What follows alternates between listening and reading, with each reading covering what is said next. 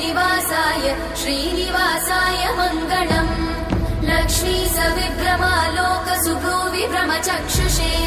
चक्षुषे सर्वलोकानां वेङ्कटेशाय मङ्गलम् श्रीवेङ्कटाद्रिशृङ्गाग्रमङ्गलाभरणाङ्ग्रये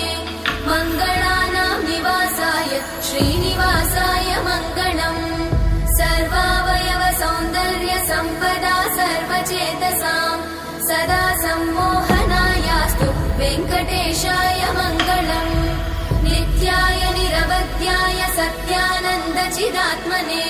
सर्वान्तरात्मने श्रीमद् वेङ्कटेशाय मङ्गलम् स्वतः सर्वविदे सर्वशक्तये सर्वशेषिने सुलभाय सुशीलाय वेङ्कटेशाय मङ्गलम् परस्मै